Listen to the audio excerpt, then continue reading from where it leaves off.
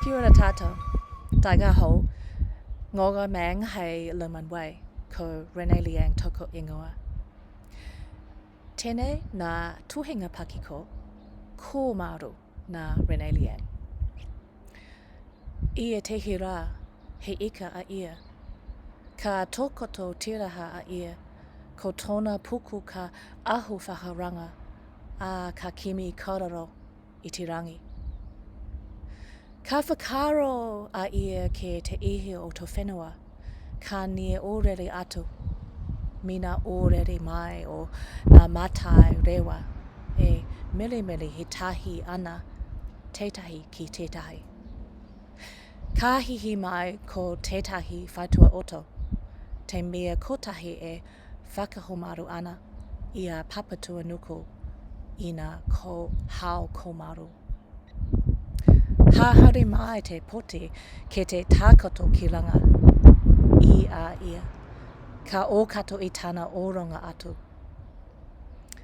E rongo tono tua ana, tāna kakara I te kararehi nei. Aha koa I wehi a ia e hia nei rangi I mura rā. A tōna wā, me te pākaha rawa mai o te Kōmaru te pākarukaru mai ai, ko tōna mokoa taipana. Mō tēnei wā, e tau ana a ia, kāre I rira.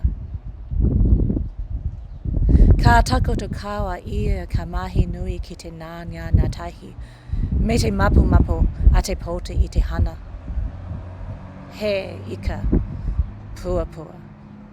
Ora tātou taigaho, ngōga mang hei Liang Manway. My name is Renee Liang. I'm here to read my piece Solar, which I've also read in Te Reo Māori. Some days, she is a fish. She lies belly up and watches the sky for seagulls.